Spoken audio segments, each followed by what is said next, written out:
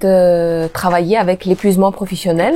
Parce que c'est un challenge, je vous dis. Vous voyez, c'est des petites tables, on est serré, donc vous mangez à côté de gens. On peut dire, d'après vous, quelle cuisine est meilleure pour le goût? Après, la cuisine étoilée, dans les grands palaces, dans les grands restaurants, c'est une cuisine qui devient de plus en plus technique. Absolument. Qu'est-ce qu'on doit manger en été? Les gens nous le réclament déjà au mois d'avril. Est-ce que vous avez eu des histoires un peu étranges, drôles, intéressantes que vous pouvez nous raconter? Si vous voulez goûter la vraie cuisine niçoise, j'ai une adresse pour vous. C'est La Méranda. Et aujourd'hui, on va parler avec le chef et le propriétaire de ce restaurant, Dominique Lestan. On y va? Si on peut commencer, si vous pouvez vous présenter par ceux qui ne vous connaissent pas encore et raconter votre histoire qui est vraiment incroyable. Écoutez, je m'appelle Dominique Lestan, je viens d'avoir 65 ans et je suis arrivé sur la Côte d'Azur il y a 40 ans, en 84 exactement. On a ouvert un restaurant à Monaco qui s'appelait Restaurant Dominique Lestan. Il y a des gens qui m'avaient proposé d'ouvrir un restaurant et je venais d'Alsace, de Strasbourg. Et après avoir fait 3 ans à Monaco, je suis allé 2 ans au Château Eza.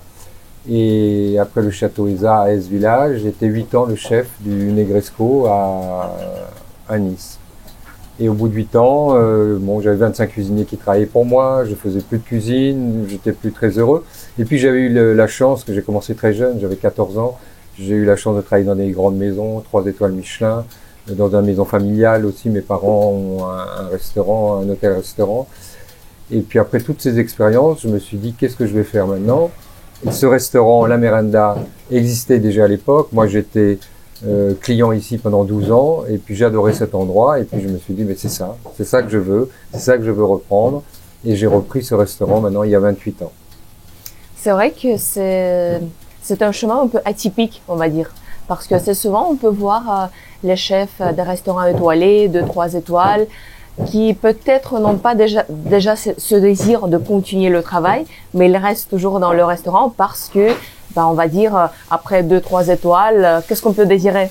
Oui. Donc, si vous pouvez nous raconter du côté de la psychologie, de ce changement est assez important. Quand on passe d'un grand restaurant aux 3 étoiles, même ça change tout. Je crois le travail, le type des clients qui viennent. Comment ça se passe? Est-ce que c'est difficile de changer vraiment les établissements, les types d'établissements? Pour moi, c'était pas difficile parce que j'avais vraiment envie de changer. Et donc j'avais 2 étoiles au Champ-Clair à l'hôtel Negresco. C'est un système, les étoiles, les guides Michelin, les critiques gastronomiques. Et puis quand on a compris comment ça fonctionne et puis que ça vous convient plus, on est très content de quitter ce système. Et moi, j'avais envie de refaire la cuisine. Je faisais plus de cuisine au Negresco. J'avais 25 cuisiniers qui travaillaient pour moi. Okay. Donc voilà, j'avais envie de recuisiner. Et c'est pour ça que j'ai choisi cet établissement. Je voulais un petit établissement où je vois mes clients, je suis proche de mes clients et je refais la cuisine, ce que j'ai toujours aimé. D'accord. Donc, si on va parler des restaurants étoilés, donc on va dire, dès qu'on vient dans un restaurant avec un chef renommé, c'est pas vraiment le chef qui nous prépare des plats. Comment ça se passe? Si vous pouvez nous dire un peu les secrets de la cuisine. Donc... Oui, tout dépend. Je veux dire, si quand vous allez dans un 3 étoiles, il faut savoir qu'aujourd'hui, dans un 3 étoiles, en général, c'est un minimum une vingtaine de cuisiniers qui travaillent. Donc, le chef est là pour gérer, pour superviser. Mais effectivement, c'est plus lui qui cuisine, quoi. C'est pas possible. Donc voilà, c'est un choix. Mais bon, c'est quelque chose de très difficile aussi à assumer tous les jours, parce qu'il faut être tous les jours à ce niveau-là.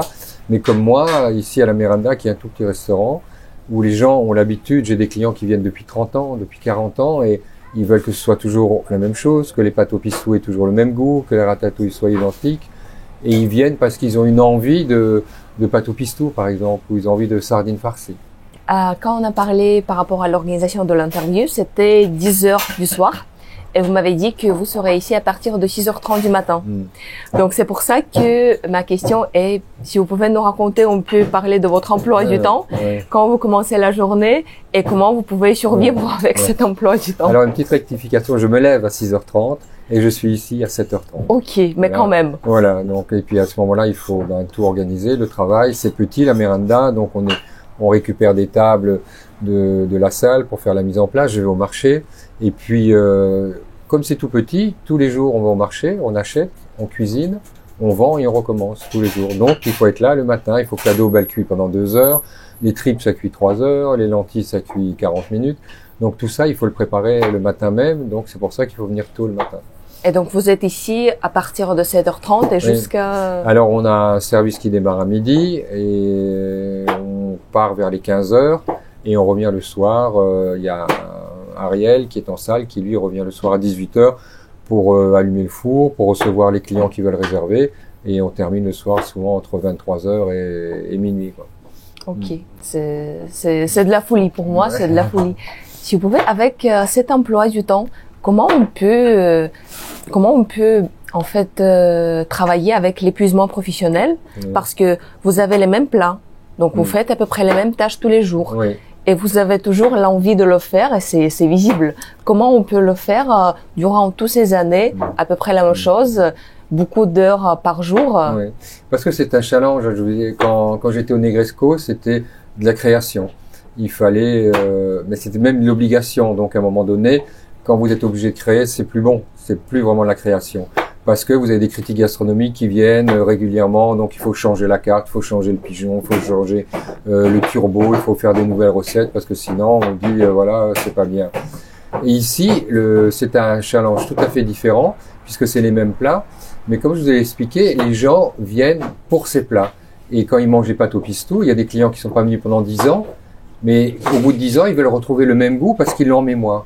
Donc pour nous, c'est un travail très minutieux tous les jours de refaire les mêmes gestes pour que tout soit toujours pareil, tout soit toujours parfait, que toujours ait le même goût que les gens ont en mémoire.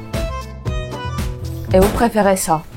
Ben moi j'aime bien ça parce que en fait la cuisine de la Merenda, c'est une cuisine de femmes. La cuisine niçoise, c'est une cuisine qui demande beaucoup de temps, beaucoup d'amour, et c'est une cuisine de femmes. Et moi j'aime cette cuisine, et donc j'aime la reproduire. Et la finalité de mon métier, que je sois dans un palace ou que je sois à la Merenda, c'est de faire plaisir aux clients. Alors si je fais plaisir aux clients avec des pâtes au pistou ou avec du foie gras, des truffes et du caviar, voilà, la finalité est la même pour moi. C'est vrai. Et la cuisine niçoise, qu'est-ce qui représente pour vous? Si vous pouvez nous décrire pour vous, la cuisine niçoise, c'est quoi? La cuisine niçoise, comme je viens de vous le dire, c'est une cuisine de femmes, parce que ça demande beaucoup de travail.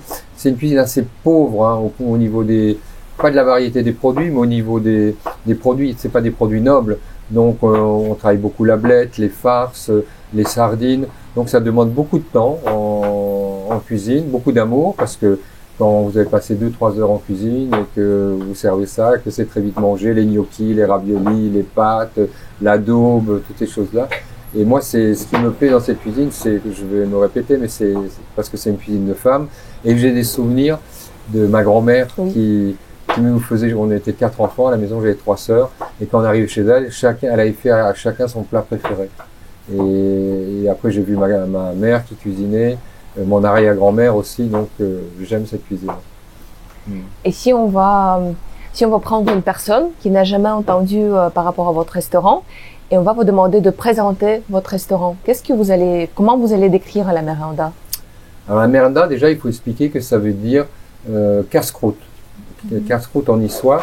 Et donc je dirais que c'est un endroit très convivial, très simple, comme on peut se retrouver le matin, comme pour des ouvriers qui ont travaillé le bonheur et ils sont contents de s'asseoir et de discuter et de manger quelque chose.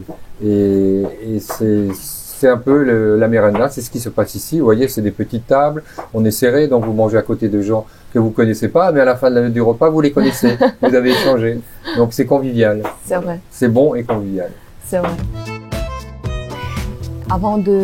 Pour me préparer pour notre interview, j'ai regardé vos d'autres interviews avec d'autres gens, et j'ai entendu que quand vous avez raconté l'histoire, comment vous êtes devenu propriétaire de la Merenda, vous avez dit que vous avez demandé de passer quelques mois avec les ex-propriétaires pour cuisiner ensemble. Oui, tout à fait. Et avec ce temps, vous étiez déjà le chef renommé, donc c'est pas quelqu'un qui est venu pour devenir un chef. Et je me suis dit, c'est intéressant. En fait, lors de ce temps, est-ce que vous avez vraiment appris quelque chose ou avec votre expérience? Parce que pour moi, c'est un peu difficile d'imaginer comment le chef renommé peut demander d'apprendre les choses d'un petit restaurant. Est-ce que vous avez vraiment appris quelque chose que vous n'avez pas... Oui, tout à fait. Je veux dire, donc moi je venais manger ici comme client, je connaissais les plats, le goût des plats. Je suis cuisinier, j'étais chef au Negresco, donc je savais faire de la ratatouille, je savais faire une daube, je savais faire des tripes, mais pas celle de la Miranda. Et j'avais compris que il fallait, parce que c'est une institution la Miranda, maintenant ça fait 58 ans que ça existe. À l'époque où j'ai repris, ça faisait déjà 30 ans. Et j'avais compris qu'il fallait surtout rien changer et que il fallait que tout ait le même goût qu'avant. Et donc c'est pour ça, je voulais que eux me montrent comment ils le préparaient pour que ce soit identique.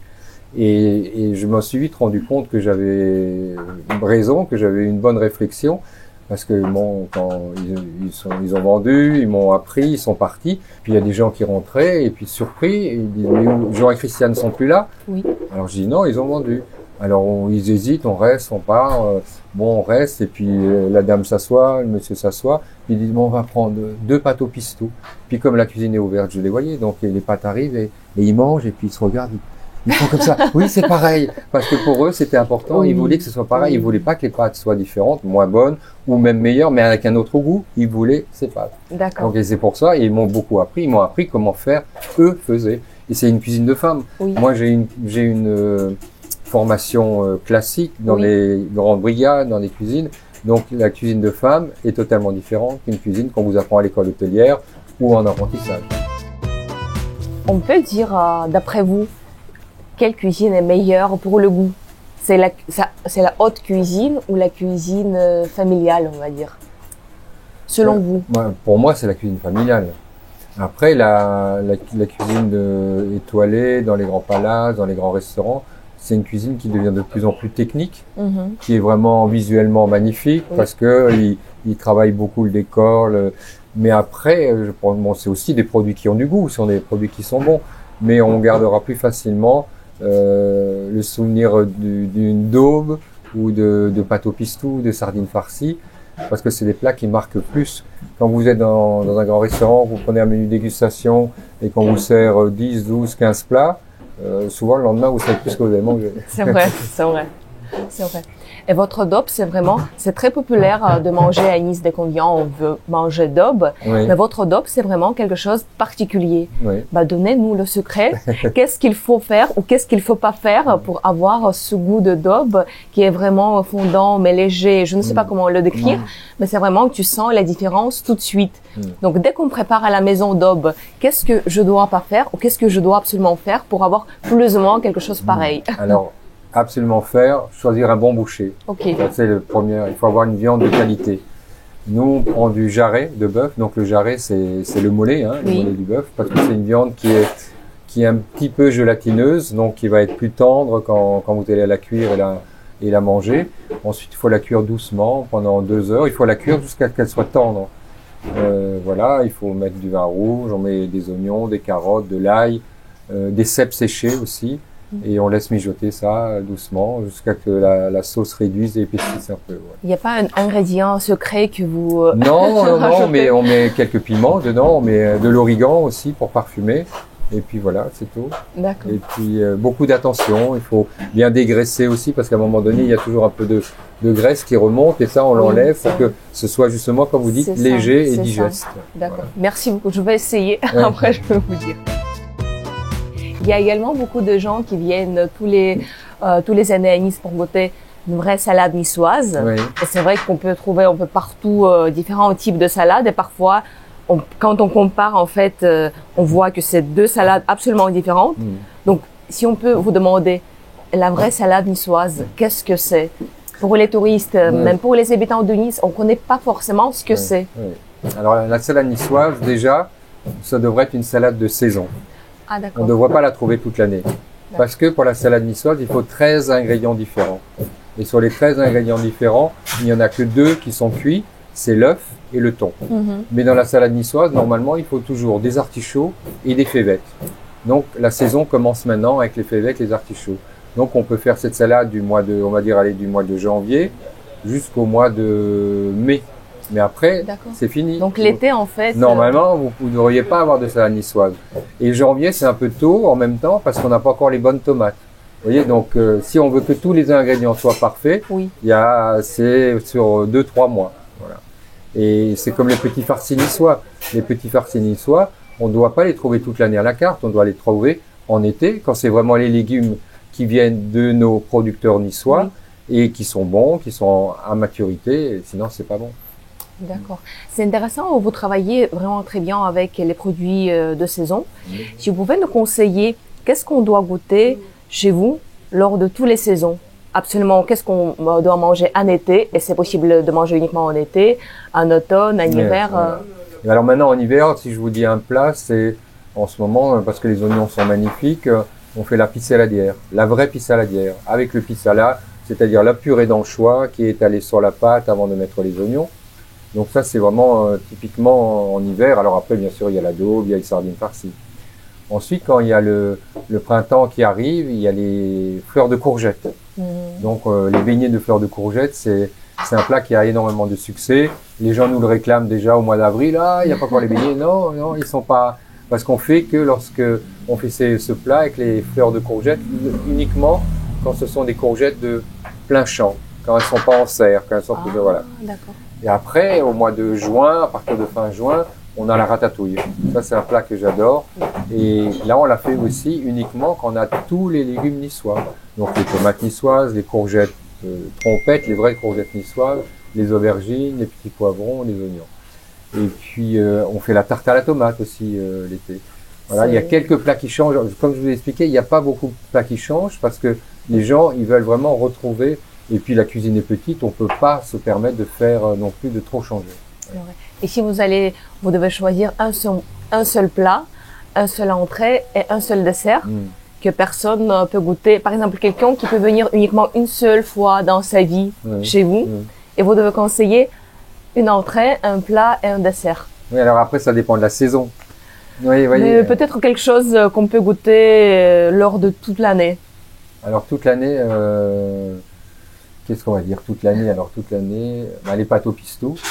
Ok, donc on commence avec les pâtes. Les pâtes au pistou, les sardines farcies, et puis après, je vais vous dire la daube, ça on l'a toute l'année, et puis c'est presque nos 3 best-sellers, c'est les plats qui fonctionnent le mieux toute l'année. Okay. Et après, quand j'ai la ratatouille en été ou les beignets de fleurs de courgettes, on en vend beaucoup aussi. Hein. Oui. Alors moi je dirais, il faut qu'ils viennent 3 fois. Ok, pour goûter vraiment. Oui, en hiver la pissaladière. Oui. Ensuite, il revient pour manger les beignets de fleurs de courgettes et la ratatouille. Ouais, voilà. Là, on reste un petit peu végétarien et dans les entrées, mais c'est des plats que moi j'adore. Voilà. C'est vrai, c'est très bon.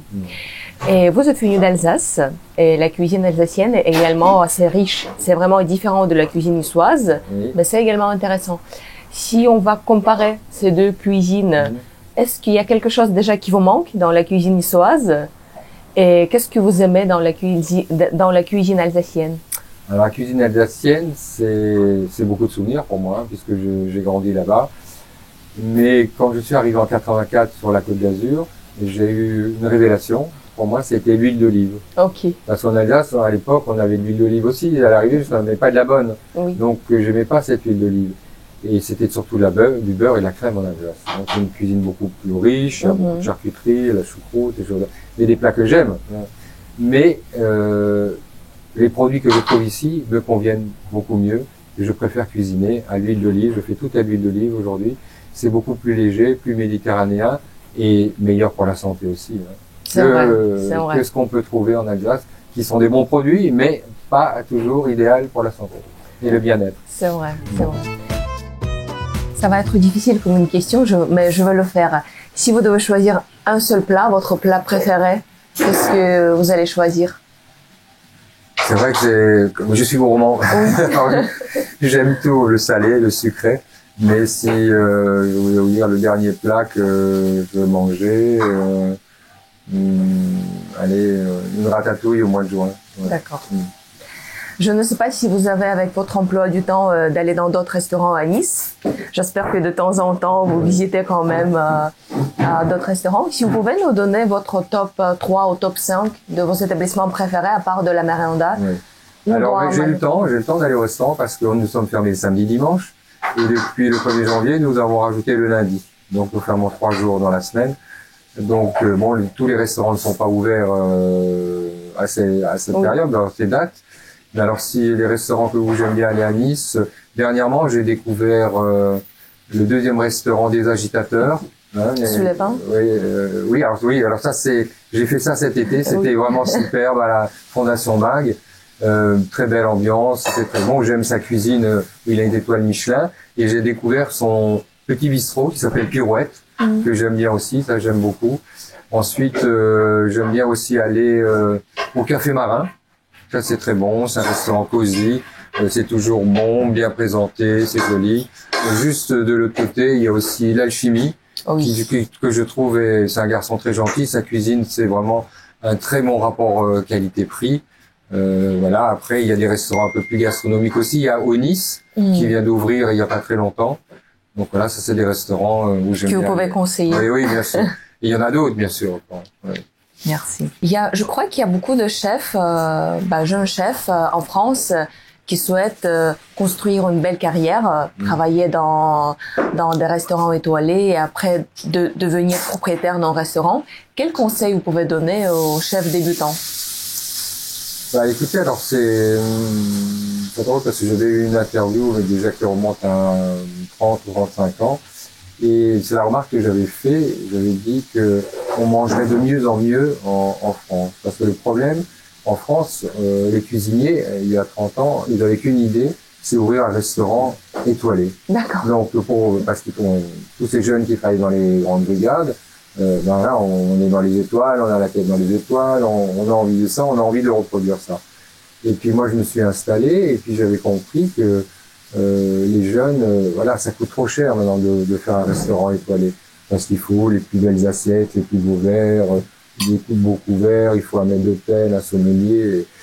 Et aujourd'hui, les jeunes ont compris qu'on peut s'installer. Et ce que demandent les gens, c'est de la bonne cuisine. Alors qu'on a toujours laissé, entre guillemets, la petite restauration. Oui. Pendant des années, on l'a laissé à des gens qui n'étaient pas professionnels. Parce que n'importe qui peut ouvrir un restaurant. Voilà, on n'a pas besoin d'examen spécial, rien du tout. N'importe qui peut ouvrir un restaurant, va acheter des plats déjà cuisinés, il les ouvre et il les sert. Alors que maintenant, les jeunes, ils ont compris que voilà, on peut ouvrir un restaurant qui va coûter moins cher, faire plaisir aux clients avec de la bonne cuisine, beaucoup plus simple. Mais d'après vous, est-ce qu'il est obligatoire de passer par cette, on va dire, école, expérience des restaurants étoilés pour devenir vraiment professionnel? Non, pas forcément.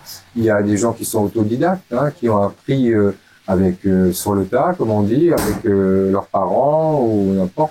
Donc il y a des gens qui sont très doués et on n'a pas toujours besoin d'avoir un parcours très long dans des grandes brigades. On peut apprendre aussi tout simplement juste avec un cuisinier. Si vous pouvez nous raconter une histoire de votre plat signature, là, peut-être comment vous retravaillez, s'il y a quelque chose quand même que vous refaites, ou c'était vraiment tous les plats que vous avez laissés et vous n'avez vraiment rien changé? Alors tous les plats qui existaient sont là. Oui. J'ai rien changé, mais j'en ai rajouté. Alors on a rajouté dans les entrées, par exemple, une petite salade. Je me suis dit il n'y a pas de salade, il faut une salade pour les filles, pour les dames. Merci. Donc on a fait une riquette et ricotta. La saladière, il ne la faisait pas, donc ça on a rajouté aussi. En ce moment, on a les citrons du pays, donc en dessert, on fait la tarte au citron. Ça c'est un plat qu'il faisait pas non plus et que j'aime beaucoup. Après, on fait le clafoutis à la cerise. Il faisait moins de desserts. La tour de blette aussi, qui est vraiment un dessert emblématique de Nice, qu'on retrouve qu'à Nice. Ça aussi, on l'a mis à la carte. Qu'est-ce qu'on a encore mis à la carte? Il faisait pas moins les petits farcis, parce que c'est beaucoup de travail, les petits farcis en été. Donc ça aussi, on a mis à la carte. C'est tous des plats que moi j'aime beaucoup. Je crois que lors de votre expérience, lors de toutes ces années, vous avez eu beaucoup de clients différents. Et surtout, avec les touristes, parfois, on a des histoires un peu drôles. On va dire les gens qui sont pas prêts pour tel ou tel plat ou comprennent pas vraiment ce que c'est. Est-ce que vous avez eu des histoires un peu étranges, drôles, intéressantes que vous pouvez nous raconter? Oui, bien sûr. Par exemple, il y a un hôtel qui s'appelle Eden Rock, au Cap d'Antibes, donc qui est un palace qui a une clientèle assez fortunée. Et régulièrement, les concierges nous appellent et ils nous demandent une table pour ses clients. Alors pour nous, c'est toujours un petit peu particulier parce que ce sont des clients qui sont habités au luxe. Quand ils arrivent chez nous, ils sont mal assis, ils sont serrés. Bon, ils arrivent en limousine, donc le trajet leur coûte déjà plus cher que le repas qu'ils vont avoir chez nous. Et puis un jour, je suis allé à l'Eden Rock et je suis allé voir les concierges. Et puis j'ai dit aux concierges, mais est-ce que vous prévenez bien les clients qu'ils soient pas déçus, parce que chez nous, il y a plein d'inconvénients. Et le concierge m'a répondu, j'ai trouvé que c'était magnifique. Il m'a dit, on leur vend toujours ça, la Miranda, comme une expérience. Et ils reviennent toujours ravis. D'accord. Et puis on a un jour des clients de l'Eden Rock, c'est des clients qui étaient déjà venus une ou deux fois, des New-Yorkais. Oui. Et le concierge m'appelle et il me dit, voilà, le client voudrait privatiser le restaurant. Alors je dis, ben oui, je dis, mais pour combien de personnes? Il me dit, ben ils sont 6 personnes. Je dis, ah bon, il veut pour 6 personnes, il veut tout le restaurant? Alors il me dit, oui, oui. Alors je lui dis, mais pour le premier ou le deuxième service? Alors il dit, non, non, il veut les 2 services. Donc il voulait tout le restaurant, juste pour lui, pour 6 personnes. Ok. Voilà. C'est intéressant.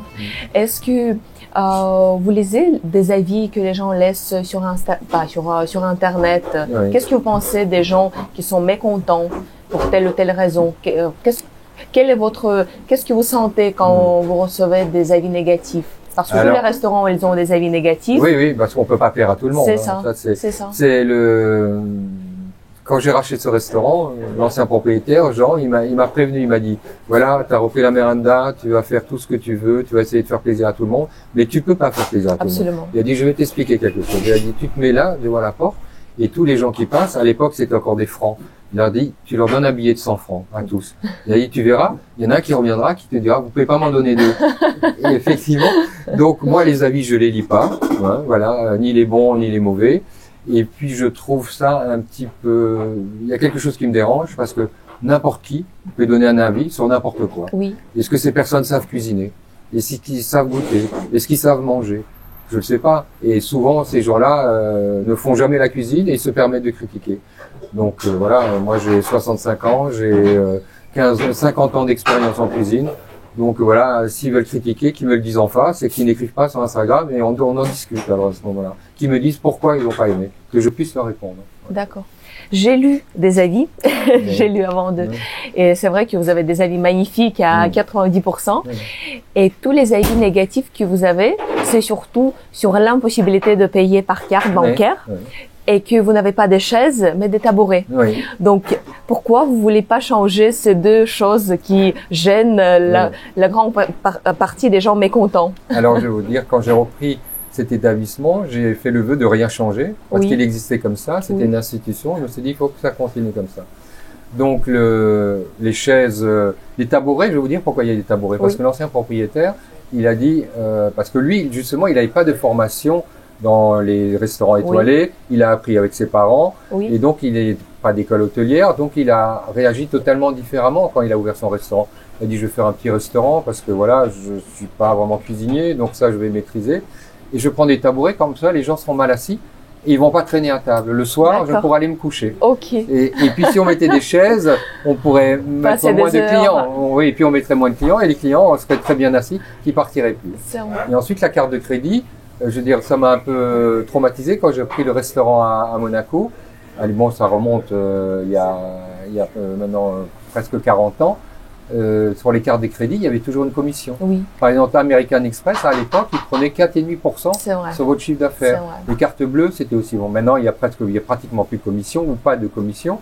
Ils ne prenaient pas les cartes de crédit. J'ai un distributeur à côté et ça me fait moins de choses à gérer. J'ai pas toutes ces petites feuilles à prendre et j'ai pas envie. Et puis voilà. Donc les gens peuvent bien. Moi, je fais l'effort tous les matins. Je viens à 7h30 tous les matins pour leur faire plaisir. Donc si pour eux c'est compliqué de marcher 3 minutes juste pour aller au distributeur, ben, tant pis pour eux. C'est très bonne remarque. J'adore ça. C'est vrai. Je crois que comme vous passez ici vraiment toute la journée. C'est comme votre maison, votre restaurant. Oui. Mais le problème de votre maison, que ici, n'importe qui peut venir. Même personne que vous n'aimez pas trop, ou une personne désagréable, mécontent, qui peut vous dire comment on peut gérer ça en étant un restaurateur, quand vous devez accueillir tous les jours les gens que vous connaissez pas. Comment gérer ces gens du côté psychologique, émotionnel, comment gérer ces gens mécontents?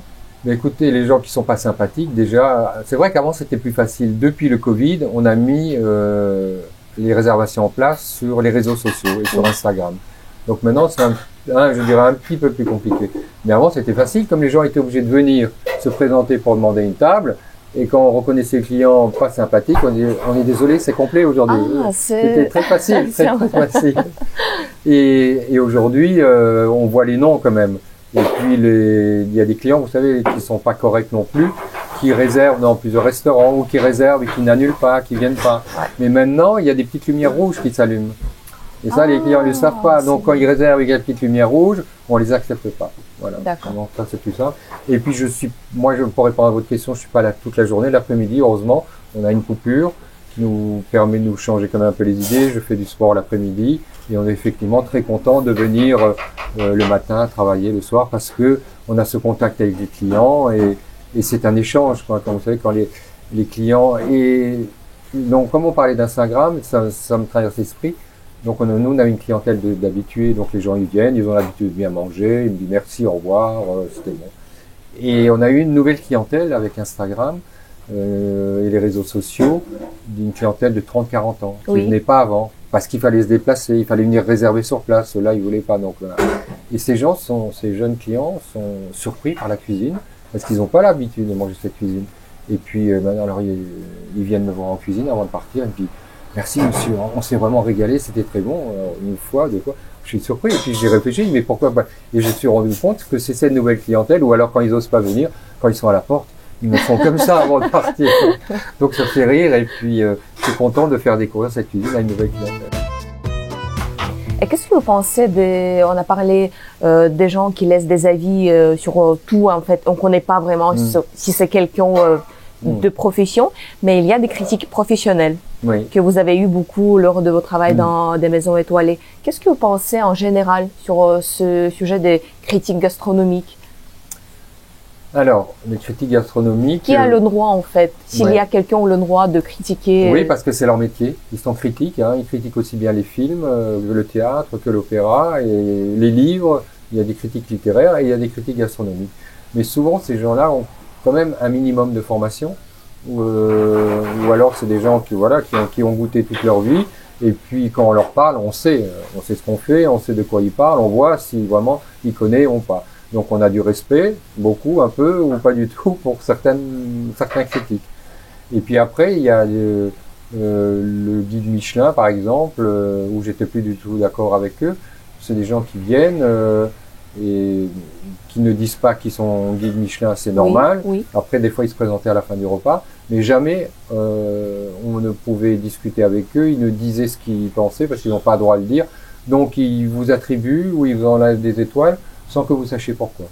Et ça, c'est pas tout à fait normal, je trouve. Il faudrait quand même ou alors qu'ils donnent des critères. Qu'ils disent, ben voilà, pour avoir une étoile, il faut ça, pour deux, il faut ça.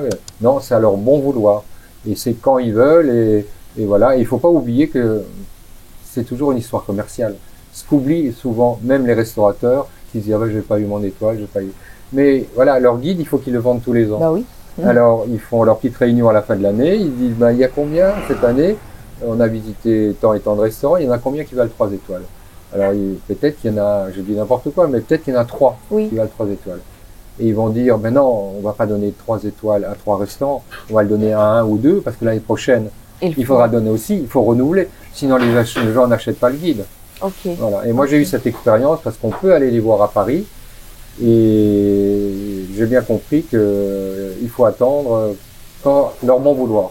D'accord. Donc Michelin, en fait, vous n'aimez pas comme le système, système de... Oui, non, parce que à un moment donné, c'était, mais je vous parle de ça il y a 40 ans, c'était peut-être plus sérieux, respecté, mais maintenant, voilà, on ne sait pas pourquoi, pour qui, comment, voilà, c'est un petit peu, voilà. Et c'est aussi une des raisons pour lesquelles j'ai quitté ce système de restauration, parce que je voulais plus rester dans ce système où on donnait une toque en plus, une étoile en plus, en moins, ça me convenait plus et c'est pour ça que j'ai quitté le système. Il y a des critiques gastronomiques dont vous pouvez faire confiance, si on parle des... Oui, bien sûr. Voilà, il y a il y a 2 jours, il y a Laurent Mariotte qui est venu manger. Lui, c'est pas un critique, il vient pour se faire plaisir, il parle des gens qu'il aime bien, où il a bien mangé, mais il critique pas forcément. Il parle des gens qu'il aime, les autres, il n'en parle pas. C'est vrai. Il y a Il y a pas mal de gens qui font ça et voilà, ça je pense que c'est mieux pour le métier. Si vous avez vos projets, en fait, d'un jour de vendre Merenda et de vous reposer ou faire quelque chose d'autre, Oui. où vous n'avez pas absolument cette idée d'arrêter le travail ici. Ben, il faudra bien que je m'arrête un jour, hein, et puis bon, c'est vrai que je prends du plaisir tous les jours, donc je suis heureux de venir ici. Mais bon, on a déjà réfléchi avec notre équipe et si moi je m'arrête, l'équipe pourra sans doute continuer, s'ils ont envie, à faire vivre la Merenda. C'est bien. Et on a notre dernière question. C'est une question qu'on demande à tout le monde. C'est un peu bizarre, mais je vais vous demander. Si vous avez la possibilité de poser une seule question à Emmanuel Macron, qu'est-ce que vous allez demander? Alors, il faut que je réfléchisse un tout petit peu. Si j'ai une question à lui poser. Oui. Qu'est-ce qui vous intéresse le plus? S'il peut vous répondre honnêtement. Honnêtement, alors quelque chose qui me touche moi, et en ce moment, bah, c'est d'actualité puisque le monde rural et les paysans sont dans la rue. Et je lui demandais, c'est pas une question que je lui posais, je lui demanderais de faire quelque chose pour le monde des paysans, pour le monde des producteurs, parce que si on a demain, et il y en a de moins en moins tous les jours, moi je le vois au Cours Saléa, tous les jours, depuis 27 ans que j'y vais, il y a de moins en moins de producteurs. Il faut qu'on encourage ces gens. Il faut qu'on leur donne les moyens de travailler, les moyens qu'ils gagnent leur vie, parce que ces gens-là, ils travaillent pire que nous. Ils sont là tous les jours. Quand vous avez des bêtes, quand vous avez des légumes qui poussent, il faut les arroser, il faut les entretenir. Et à peine vous avez cueilli les tomates, il faut planter les poireaux, les oignons pour l'hiver. Donc aidons ces gens-là, parce que si on n'a plus les produits, moi j'ai plus envie de faire la cuisine. C'est vrai. Voilà ce que je lui demanderais. Aidez-les, que ces gens-là vivent décemment et soient heureux dans leur métier. C'est vrai. Merci beaucoup. C'était plaisir de parler avec vous. Je suis ravi aussi, c'était un grand plaisir pour moi.